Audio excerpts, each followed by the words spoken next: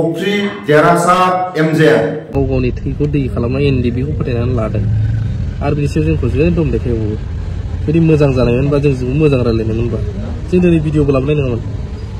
नैबे मानसिया सोर गोनां जायोब्ला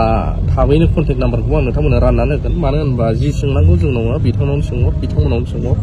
सोंनो थाखाय जों जायगायाव थांबाय कमिटि मेम्बार्स रावबो गैया जोबोद लाजिथावना लटारिनि लाबजों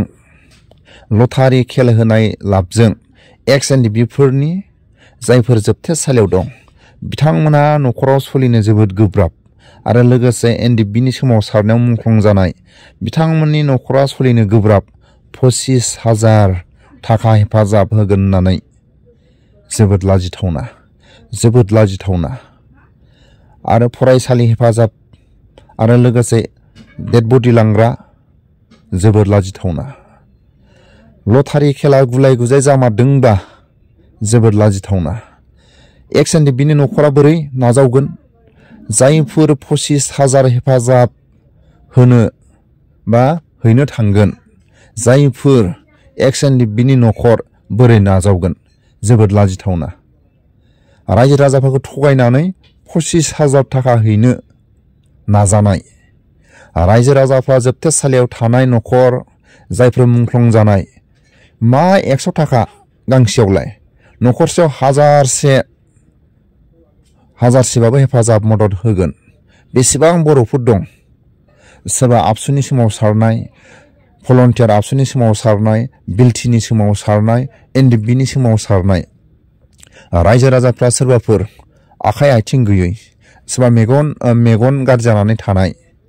सोरबा लिड मोजां लायोबा सोरबा आबसुनि सोमावसारनाय सोरबा भलन्टियार आबसुनि सोमावसारनाय सोरबा बिलटिनि सोमावसारनाय बा लेंग्रा लेंग्रि जानानै थानाय थगायलायनांगौ नामा लटारि खेलखौ थगायनानै रायजो राजाफोरखौ खोमसियाव दोननानै सोरबा एक्स एनडिबिनि जोबथेसालियाव थानाय सोरबा मुंख्लं जानाय बिथांमोननि न'खराव थांनानै 25,000 रां हैनो ओंखारनाया जोबोद लाजिथावना भिडिअनि फुटेजखौ एसे नायलां आं खावलायहरनो लुबैयो प्रमद बर'खौ बाथ्रा बुङालासिनो नोङो खामानि साननाय हनाय आं बिथांखौ व्यक्तिगतभावे रेसपेक्ट खालामो आब' प्रमिला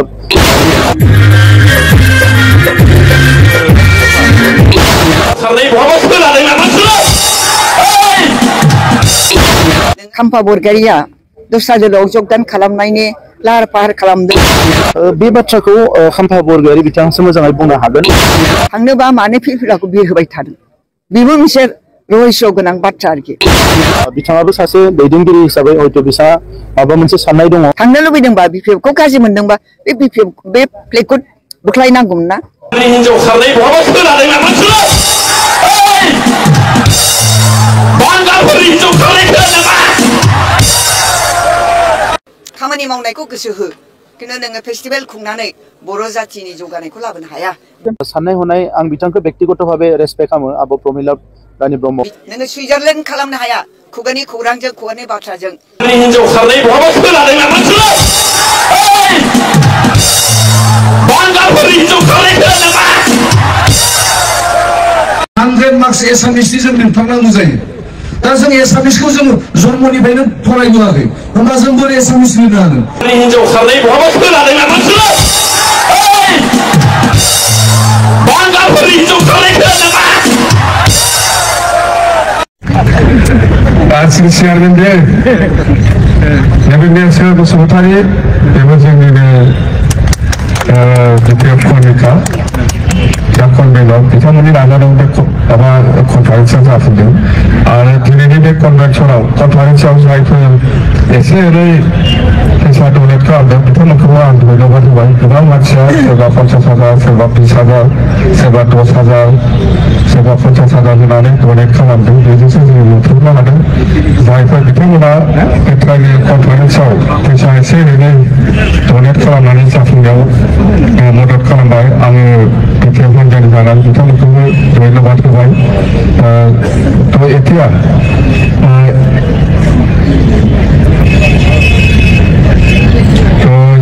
আমি আকৌ আৰম্ভ কৰিম আমাৰ মেনেজিং দলে সকলে কিবা আমাৰ কিবা সাজেষ্ট কৰিব লগা বা ক'ব লগা যদি আছে আপোনালোকে আহি পেলাই ক'ব পাৰিব একো নহয়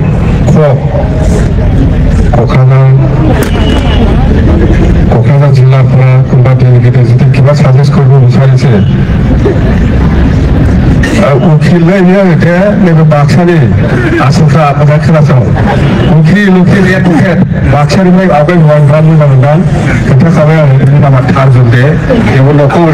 बारा ओरै गेलावसो बारखायोमोन दे औ मानगोनां दिनैनि मेलखौ डेलिगेट सिटिंनि आफादगिरि लोगोसे DPFनि दैदेनगिरि आरो जोंहा डेलिगेट दिनै बे डेलिगेटआव नुजाफैनाय DPFनि फरमेन नोंथांमोन दा बाथ्राया आं बुंनो नागिरनाया बेनो जे BTC ओनसोल बा बे बिटिआर ओनसोलाव जोंनि मानगोनां हाग्रामा सारा गावनो आन्दोलन खालामनानै लाबोनाय এই सेडुलाव जिहेतु जोंनि लेंगुवेजआ हाबबाय खिन्थु जों एडभकेटफ्रा मोनसे फेस जागासिनो दङ बे जाहैबाय जोंनि बर' गथ'फ्रा मेजिस्ट्रेट जानो हाया आं बेखौ बुंबायानो थादों कारन मानो आं बर' मिडियामनि फैनाय गथ'आ आं बोरै एसामिसजों क्रेक खालामनो सार जों जुडिसियारि लाइनाव जों मेन्डेटरि 100 मार्क्स जोंहा कम्पालसन जानानै दङ दा जों लिरथारनांगौ जों दा बेखौ जों बोरै हानो दा बेनि थाखायनो बे ओनसोलनि रायजो राजा बा स्पेसियेलि स्टुडेन्टफोरा दा जों उसुबिदा मोनगासिनो दं जोंनि अनेक बर' गथ'फ्रा जुडिसियारि एग्जामाव जिरायो खिन्थु सासेबो पास जानो हाया कारना मा जों 1 आवाराव जों 100 मार्क्स एसामिसनि जों लिरथारनांगौ जायो दा जों एसामिसखौ जों जन्मनिफ्रायनो फरायबोआखै होमबा जों बोरै एसामिस लिरनो हागोन गतिके बेखौ आंनिबा जोंहा BPF दङ बेखौ मोनसे रिजलिउसनखौ लाजागोन नामा आं बेखौसो खावलायहरनाय जादों ধন্যবাদ जोङो আমি এই কথাটো আলোচনাত আনিছে খুব ভাল হৈছে এই কথাটো যেহেতু বড়ো ভাষাটো চিটলত অলৰেডি ইন্ট্ৰডিউচ হৈছে আৰু বহুত এক্সামত আমি বড়ো ভাষাতে কিবা কৰিব পাৰিছোঁ এই হিচাপত তাৰমানে ৰেজিষ্টাৰ্ড যেতিয়া নেকি এক্সাম হয় এই সময়ত বড়ো ভাষাতে লিখিব পৰা এইটো কিবাটো मर्यादाखौ आंनि खाबु लागे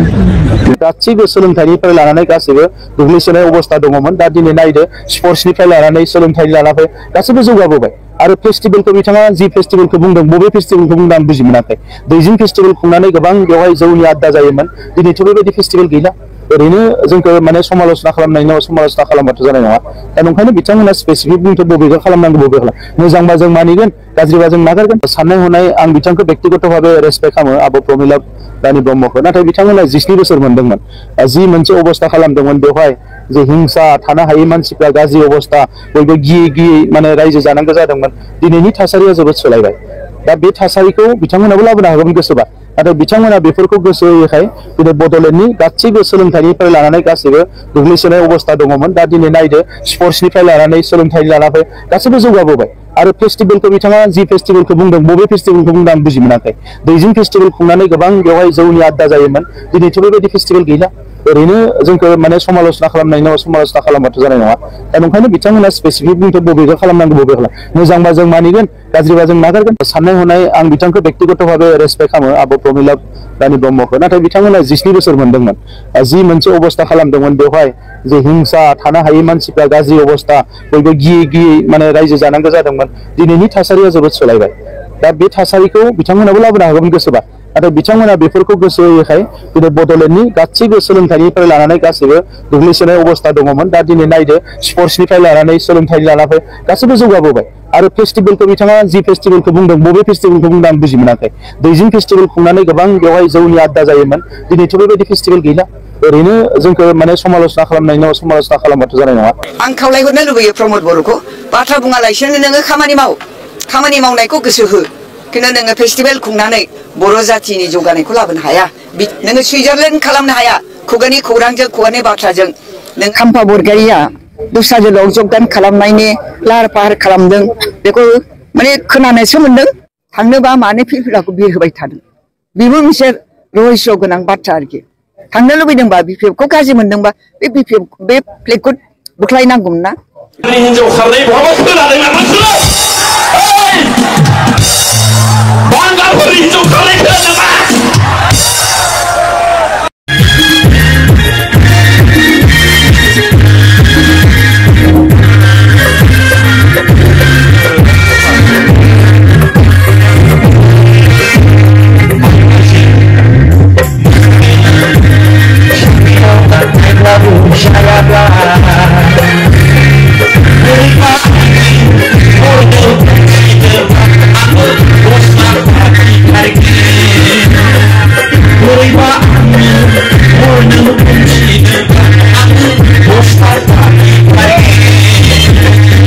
जायासै आंलाय जामादै फसायजायासै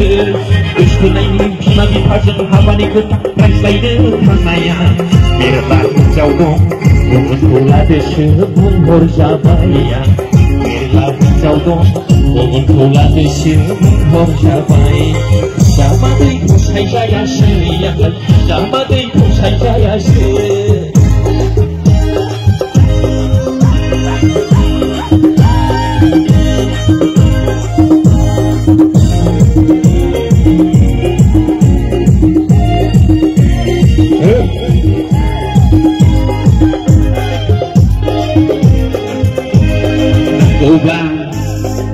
balondan horino hoनलायनाय